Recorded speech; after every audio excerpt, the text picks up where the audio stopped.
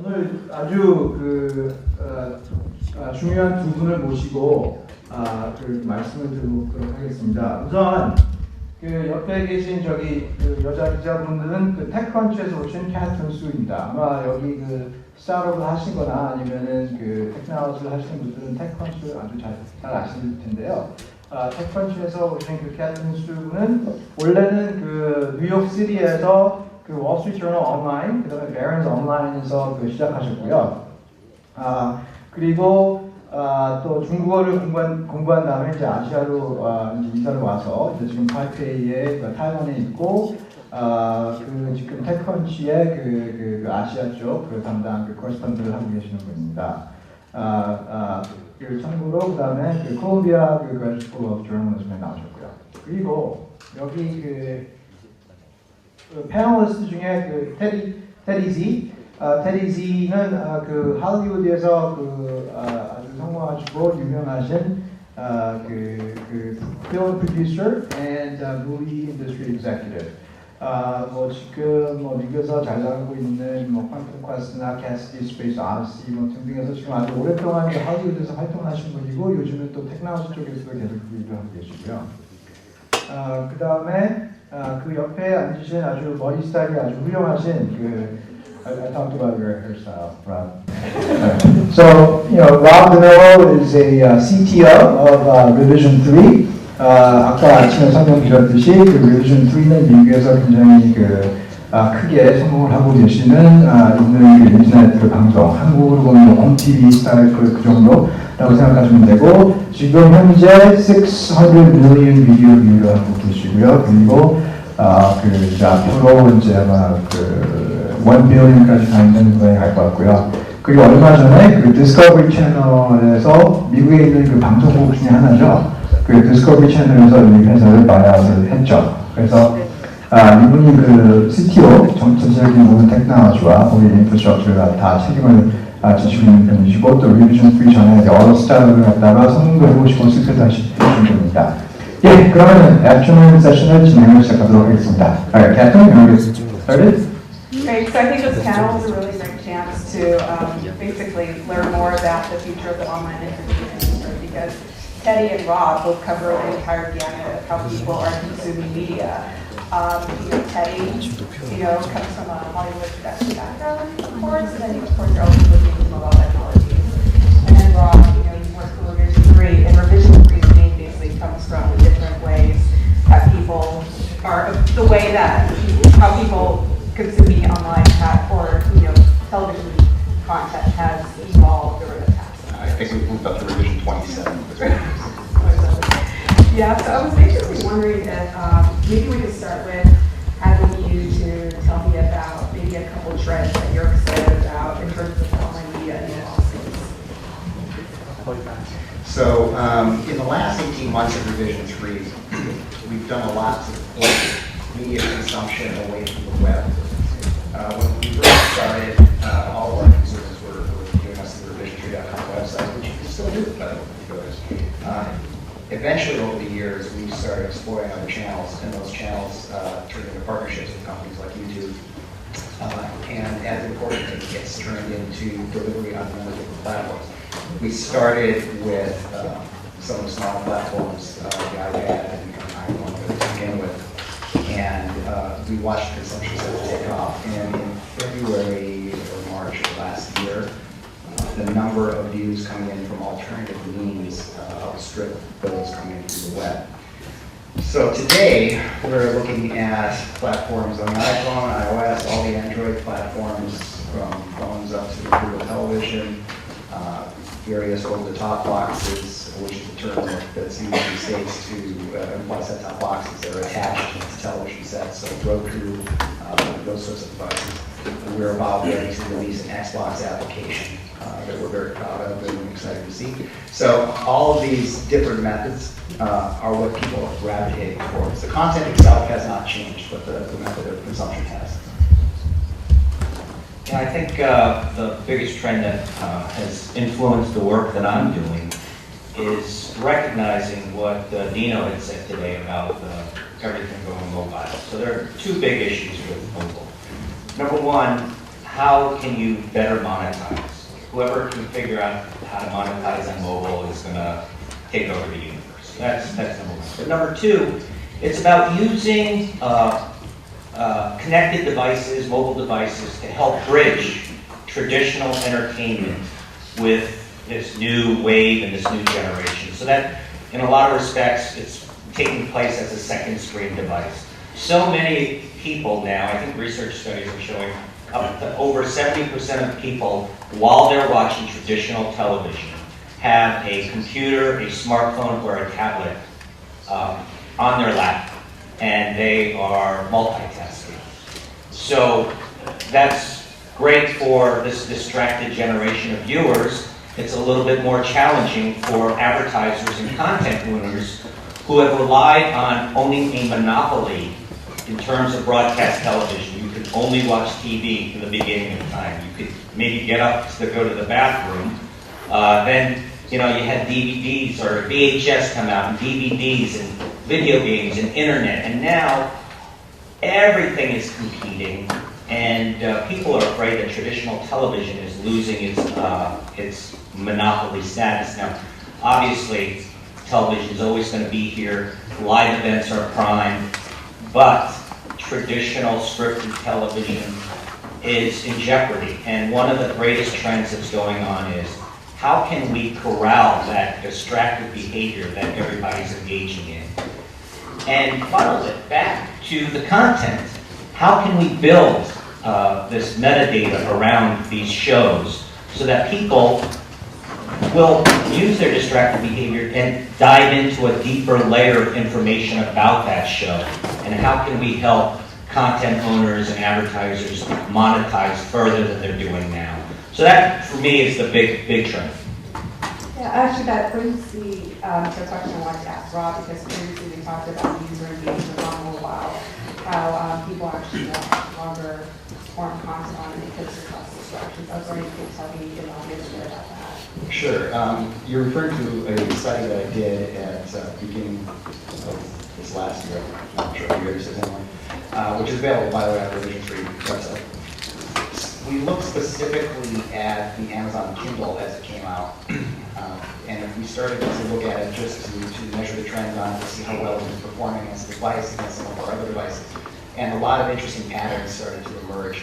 When we compared the same length show, watched on the web, watched on over-the-top boxes, and then watched on the Kindle, we noticed an interesting trend. People were watching content to the end of the content on the Kindle, whereas on television they did the digital equivalent of the channel flipping, they moved to another video stream to watch it. And then diving into that information even more, we started to notice that the engagement times were increasing. So the length of video people were watching on the Kindle and generalized out the tablets in general was increasing. It wound up, I believe the numbers were something like 20 minutes to 30 minutes video viewing at a time, which was something that was new to us. And so we kept track of that trend and as things were moving forward. And sure enough, as the devices became more and more personal and people were cuddling up with a good TV show, I guess, on the tablets, we were watching those engagements go way, way, way up. Yeah, actually, I thought that was pretty interesting because, on the one hand, there's a lot of demand for extremely shorter content, like you feel like our videos are, they've gone from being a few minutes to nearly seconds long. But other hand, Yes, they have. other hand, we have for Netflix and all these other TV streaming networks, they basically release entire seasons of shows that are binge obviously people are still sitting and consuming a lot of content at once. So one of the questions I wanted to ask the two of you in terms of user engagement, is to get Teddy's point of view, basically, what do you think is what's the future of high budget, longer term content? As people have increasingly more distractions, there's more noise to be for their attention. Well, there's a huge divide between long-form content and short-form content, big budgets, small budgets, advertiser supported in a traditional sense versus these minuscule CPMs compared to what's going on. So while from a consumer standpoint, being able to enjoy your programming on a digital basis is a matter of convenience, and you're relatively more free of advertising, so it's liberating to a certain extent. But on the other hand, from a business standpoint, that kind of viewing is cannibalizing, or potentially cannibalizing, the traditional viewing. So, when you always have long-form content, event programming, that will always be there. It's like, for me, I think it's like everything else in life. There's the middle class of shows is slowly going to erode, and it's going to be the big, huge events and the short clips that are going to continue to grow, and the middle ground is a little bit more difficult. So we've been watching the trend, obviously, as well over the years, and I'm seeing this kind of interesting middle thing show up on YouTube specifically. I don't know if you know Brian Singer, who's the director of the X-Men and Usual Suspects, and a few other movies that people remember. They put out a show in 24 parts last year on YouTube called H+, and it's a science fiction show that it's interesting from the point of view that the production values of that show are that of a motion picture or a very high-end television show. It's the first time I remember seeing that in short-form content, and he did it in a fashion that people could either consume it in video snacking, just over 2 or 3 minute episodes, or wait till the entire season was completed and view it in video fashion. So watch the whole thing for like an hour and a half. So as we move forward, I think we're going to start to see a lot of experimentation, a lot of people trying to capture both markets. But Teddy's right. I mean, there's this odd divide going on between the small snacking video, which is really just using generated content for the most part, and television. I know that the Brian Singer series that you referred to got a lot of eyeballs. The question is, Brian Singer probably gets upwards of $7-8 million to do a film. The economies are just not there for him to do this on a regular basis. It was about being a pioneer, and I'm not sure anybody made any money on that. Oh, I can tell you that they did, but that might be okay because somebody had to put their toe in the water first. And there's a lot of expectations that people have to reset, not only in Hollywood, but just in general. Britney Spears can't afford 3 jets anymore either, but it doesn't mean that people have stopped consuming music. Yeah, that's actually one of the questions I wanted to ask you was basically since you come from a traditional Hollywood production background, and you basically come from the tech internet space, and circles merging together in the future. What are some possibilities? Well, I think at the end of the day, content is always king. Technology is the enabler. When you no longer notice the technology, that's when it's absolutely at its best. So from a consumer standpoint, you don't care about technology. You just want it now, you want it fast, you want it easy and without any problems. The problem is how these legacies, these traditional methods, business models of having you sit in between scenes of a show for 90 seconds or 4 minutes at a time and expect you to pay attention to that. And for companies having virtual oligopolies and commercials are even difficult to be measured. I mean, it's amazing that in the United States that the broadcast networks have enjoyed these huge sums of money without having to actually prove ROI. That ratings were determined by sometimes samples of 3,000 people that determined the taste and the ad rates for every consumer goods company in the world. Now, you then look at the metrics that are provided on mobile and the internet, where the granularity is incredibly detailed. And then you have to say, if I'm an advertiser and I can go out and guarantee to reach the demographic that I want for a fraction of the cost that it does for a network television show, at the end of the day, something's got to change. As much as the networks want to hold on, the economics say, hey, you got to wake up and smell the coffee. The other elephant in the room is that as you look through the digital lens of analytics to watch these shows get carried from production houses to users' apps. And you look at companies like Netflix that do large media distribution, and you see their numbers. Are we now looking at the real numbers? And it's, the 3,000 households in suburban Ohio, were they telling us the real statistical sampling of what was going on this entire time, or has something else been masking it, and now we're actually seeing the consuming, which will also change the economics of those over. Yeah, that's actually another question I wanted to ask you, Rob. It's basically, online video is allowing companies a look at, user engagement, user habits, allowing them to analyze the data never been possible before. So I was wondering if you could tell me how much of, working for a company like Revision 3 is all about data analysis, basically what a data company. Well, we're definitely data-driven. I mean, there's no doubt about that. And in the same way that broadcast TV used to be driven by ratings, that we were just talking about. The optics that we have into that data vary source to source. The information we get from one partner is not necessarily mapped to the same information we get from another partner. So it is actually a huge data issue, not only by the quantity of information that's coming in, but just by the discrepancies between the various sources that we're seeing. So we do run a lot of analysis on that to even it all up, a few metrics.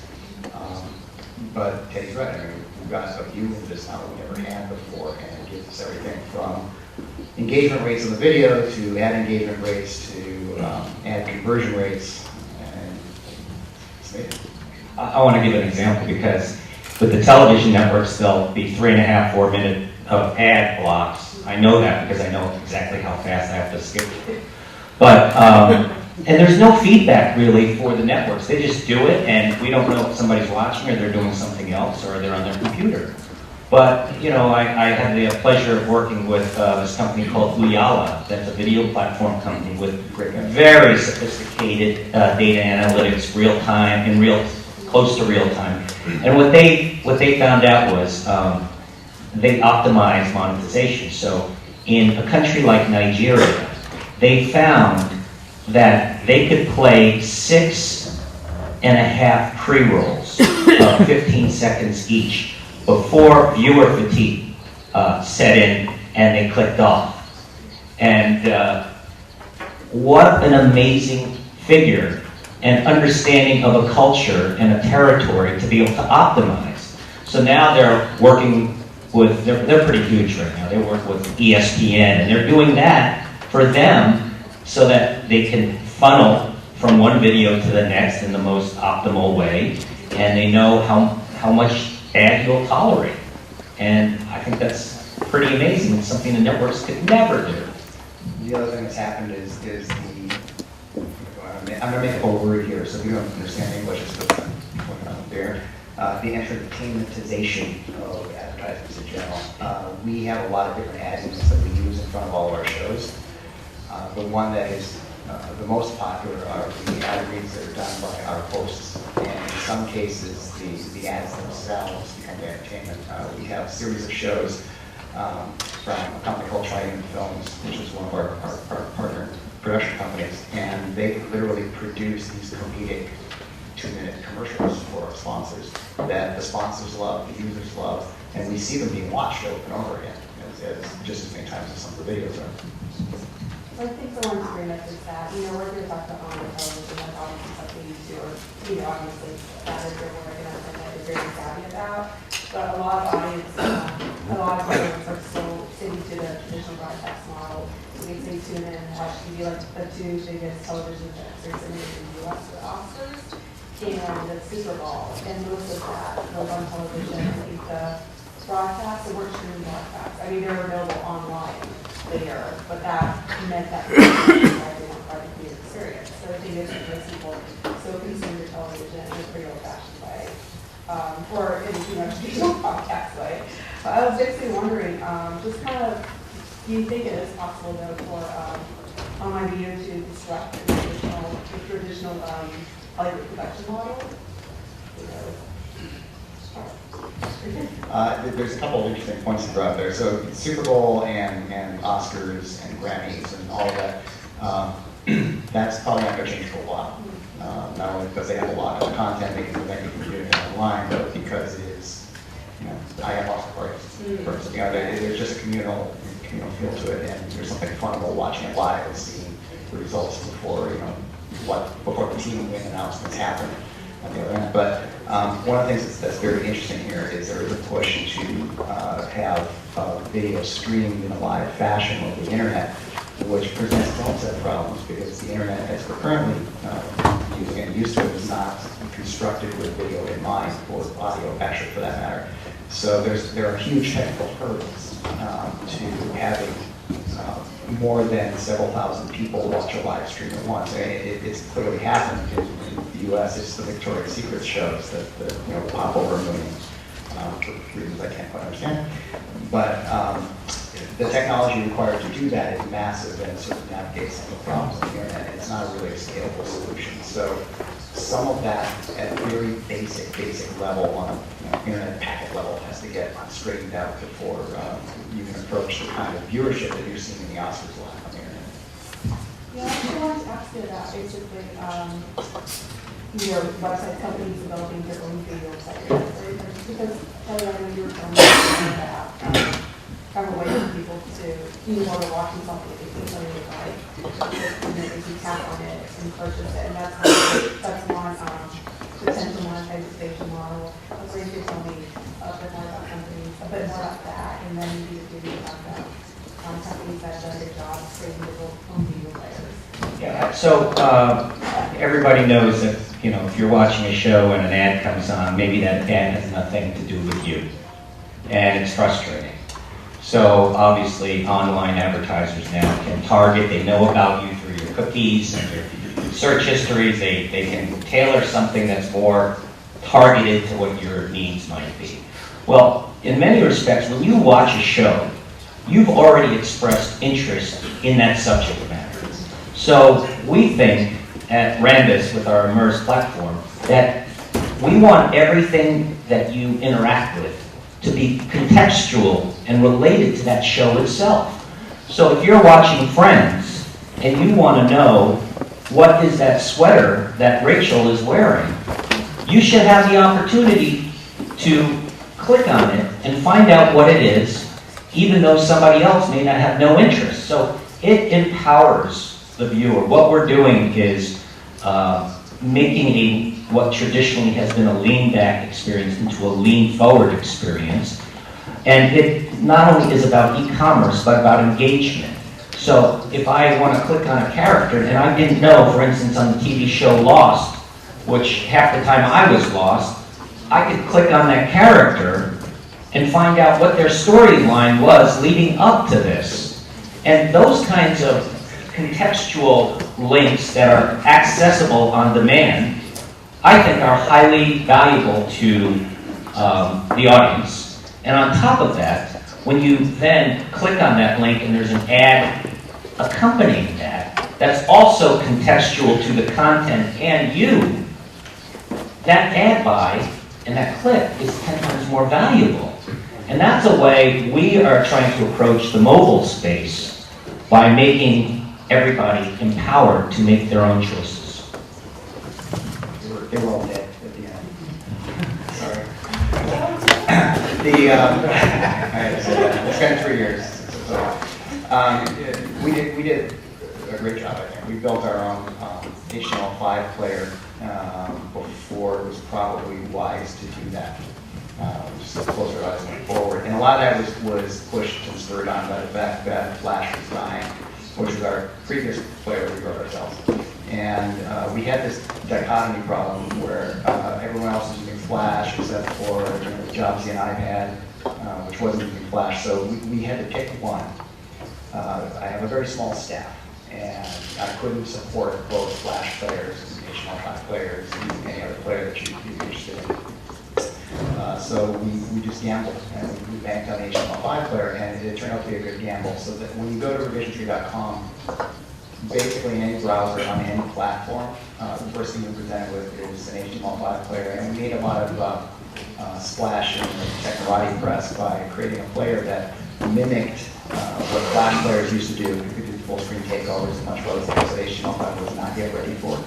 And now, of course, it's advanced even more. We just released a version last week that includes HLS streaming, so we can do live video streaming now through the HTML5 player, which wasn't possible before. So having our own player out there gives us certain controls over what it is we cannot do. We can control all sorts of analytics on the engagement that you can't on traditional players. What are some companies that you think have done a good job with their own video players, your own content?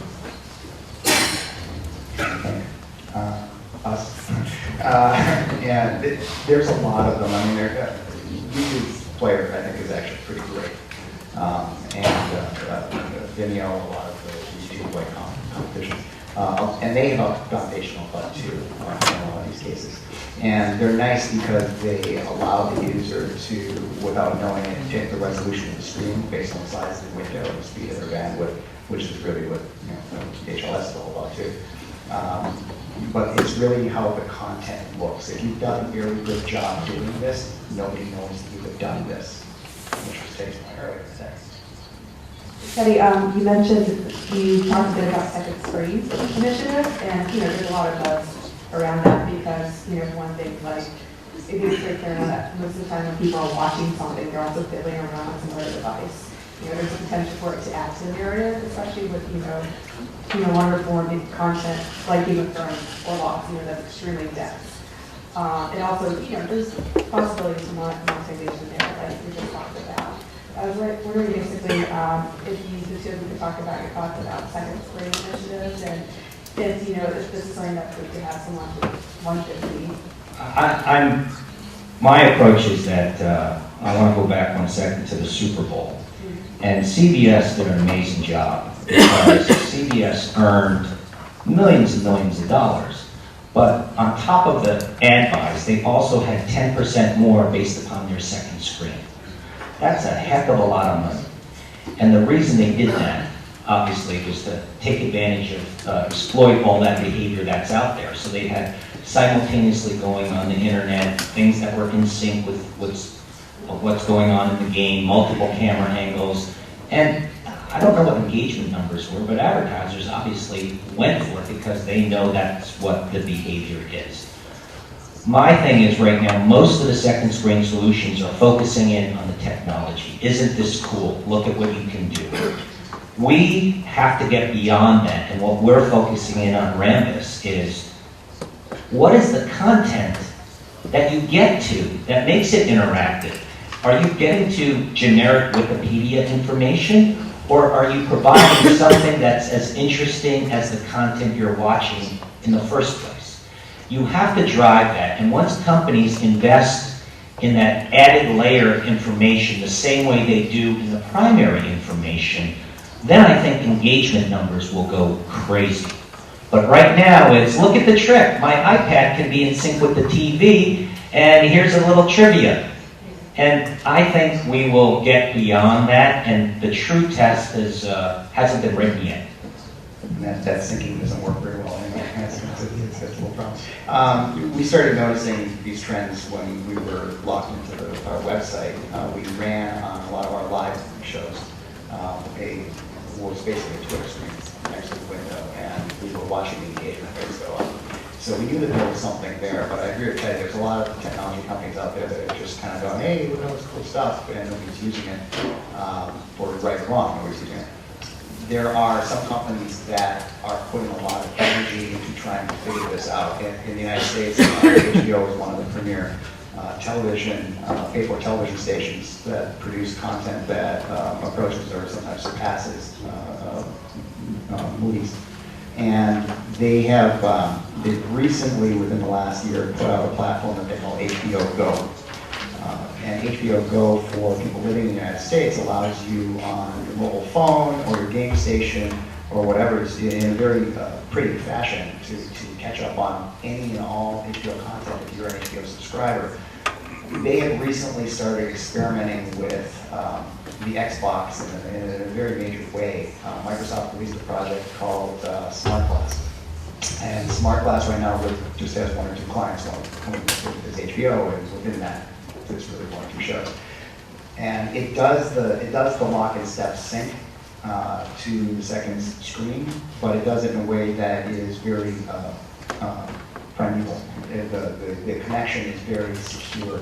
Most of the second screen experiences that you play with out there are listening to the audio track and trying to guess where that the show is in the viewing cycle. In the case of HBO Go on the Xbox connected to Microsoft's SmartGlass, it knows literally to the millisecond where it is, which means that you can do things without guessing and people just perform. So there's a future there, but Well, let me just say, the HBO Go, anytime, anywhere, any device is fantastic, but it really illustrates the problems in the industry.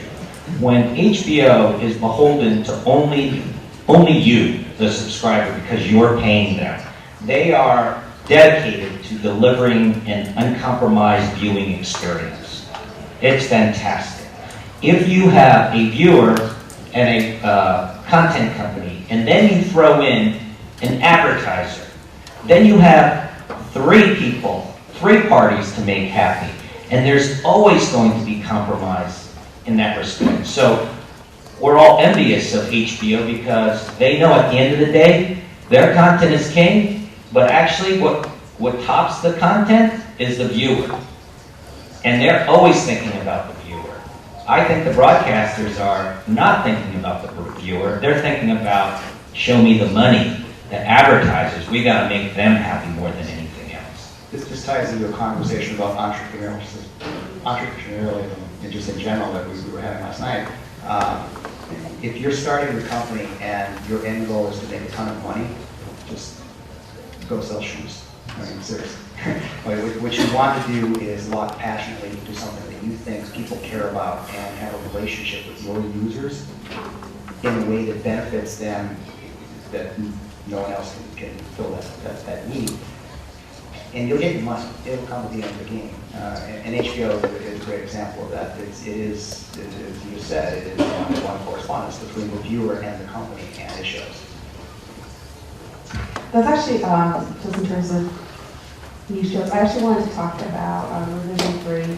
For example, you have a lot of viewers, obviously, but at the same time, each of your shows, like, they're designed to appeal to a specific niche. That's one of the benefits of, online video content is that you can go and develop a followership or a viewership for stuff that would never take off on traditional broadcasts. And for you, Teddy, I know that you've worked on a lot of pet projects. For example, like champion, like in terms of projects I have, for example, Asians in Hollywood, Asian Americans are pretty much underrepresented there, and you produce things like Babyface. And now you're working on a project about the Kim sisters. Yeah, I don't know if anybody here is a K-pop fan, but the original, does anybody know who the Kim sisters are? Yeah, that's, more people can program and say shit. Well, never mind. Anyways, so the Kim sisters were the original pioneers of K-pop back in the 60s. During the Korean War, they lost their home, they lost their father, they had to basically beg and sing to survive. And they were discovered while performing for American soldiers, they were discovered by somebody who took 3 girls who didn't speak English. They were, the oldest one was 17 at the time. They took them to Las Vegas, and they became some of the biggest stars in the world. They appeared on the Ed Sullivan Show 22 times. And that, at the time, Ed Sullivan Show was the most popular show in the U.S. They had a single that went to number 6 on Billboard. And all this happened in the heyday of Las Vegas. The problem is, all of you here in Korea who are K-pop fans never even heard about them. So I met the oldest sister, who's in her 70s now, and I promised that it's my dream, and to fulfill her dream, that people would hear her story and understand her pursuit of happiness, that her dream came true, and that hopefully it can inspire other people to go beyond their borders and beyond their comfort zone to dream big and achieve big. And if I'm not even Korean, but I embrace them with open arms because they were the ultimate underdogs. And they, for me, they're emblematic of Korea as a country. Yeah, so that's actually one of the things I wanted to ask about, is that basically YouTube, a few years ago, was basically a place where people, who had maybe scam and, who wanted to write about something, they could develop this huge viewership. So I was wondering now, as kind of like online video becomes more and more companies are starting to try to figure out how you increase user engagement, how you monetize their content.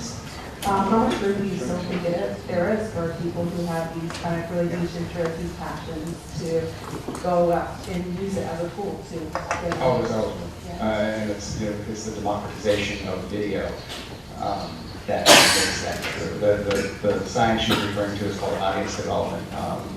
We get extensive use of it at Division 3. We've got a whole department assigned to it run by a very brilliant guy. And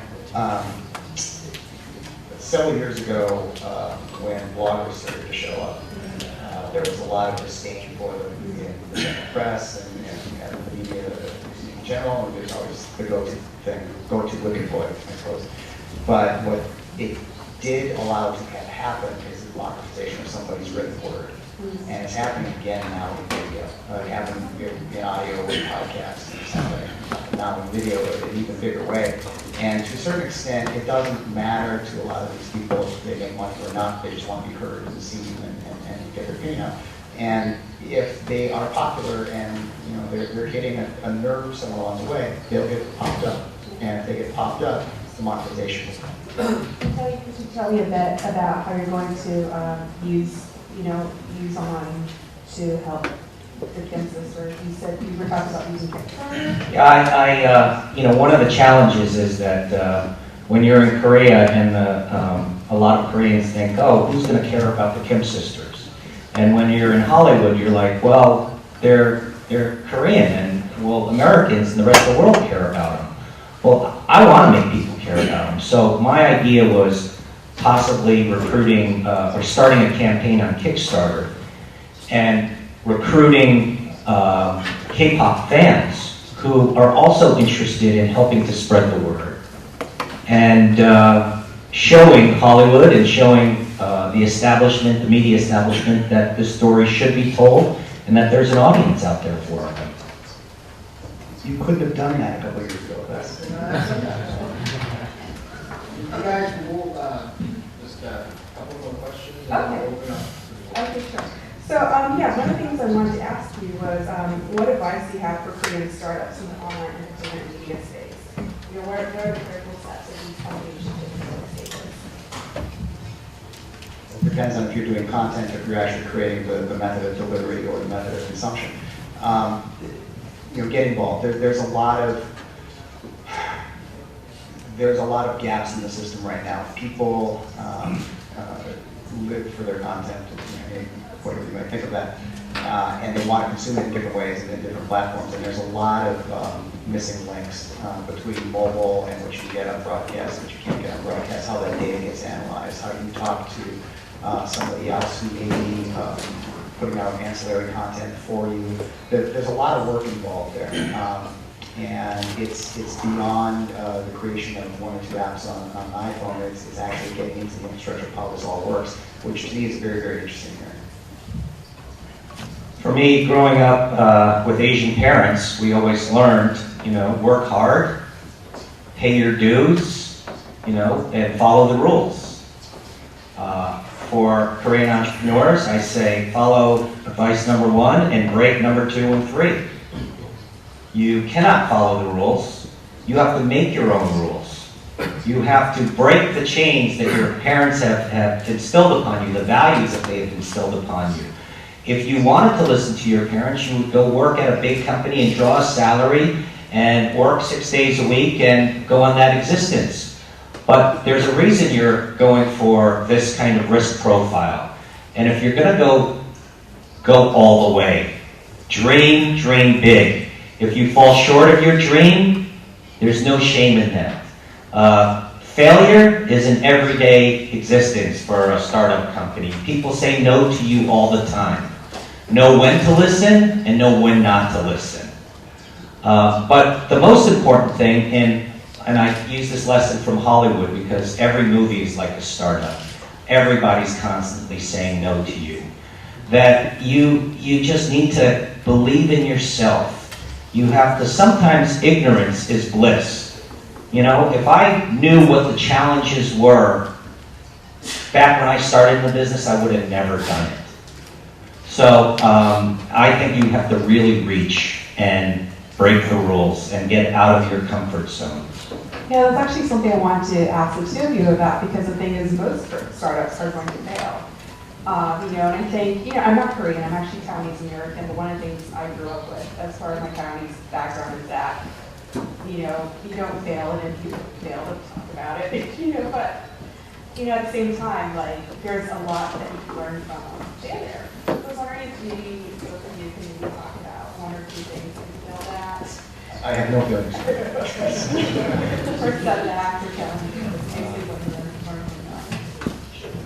from So a number of years ago, and she's right, by the way, and don't get discouraged and learn from your failure and all that stuff that sounds like platitudes, but it's actually true. And you confront yourself in the process, and I've been blessed in where I had you know, spectacular successes, and I've also had some pretty spectacular failures.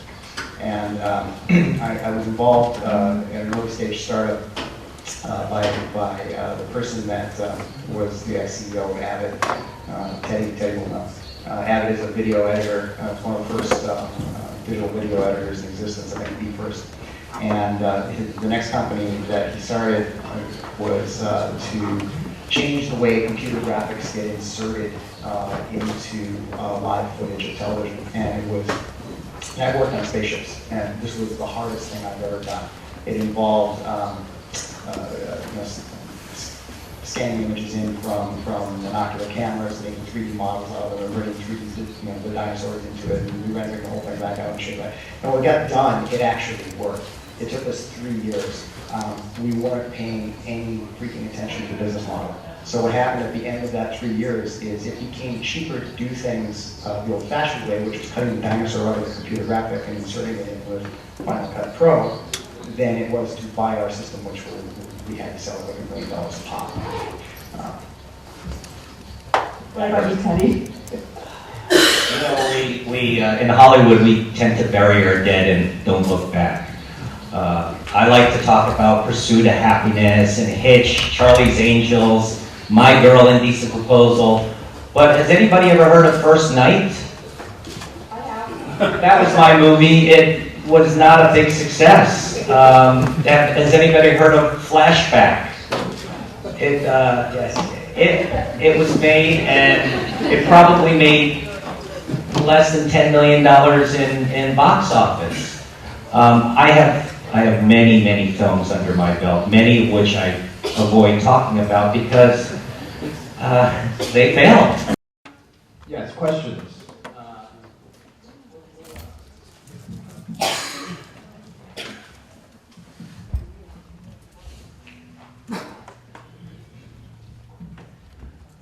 I'd love to hear, I know you guys have talked about kind of the intersection of technology and content. I'd just love to hear your thoughts on House of Cards and, you know, whether it's just kind of a gimmick or whether it actually really, the technology did impact the content, you know, that kind of stuff.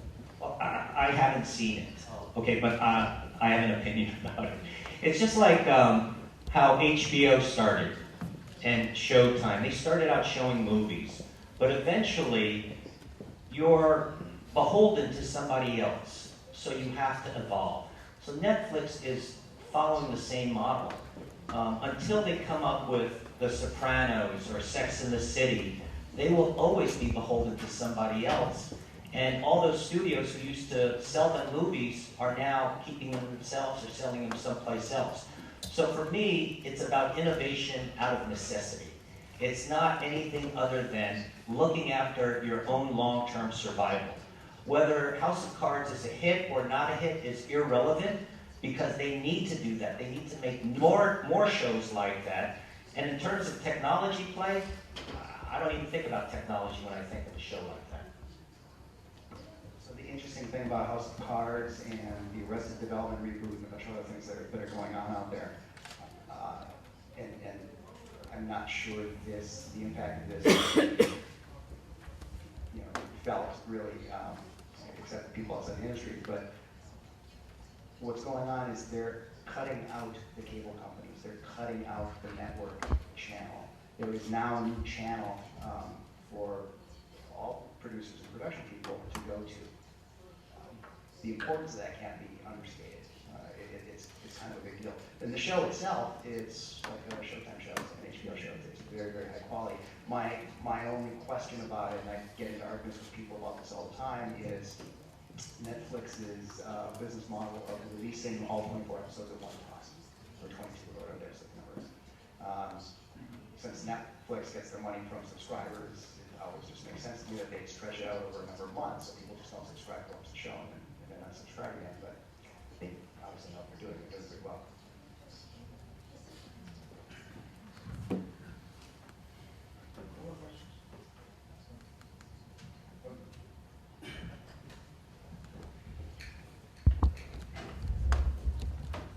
Hey guys, you guys talked about the media industry just starting to transform itself. Now, if you look at the different localities like the US and Asia, Korea, China, I think there's different patterns of viewership, right? For example, I think Netflix is huge in the US, but Netflix is nowhere near here.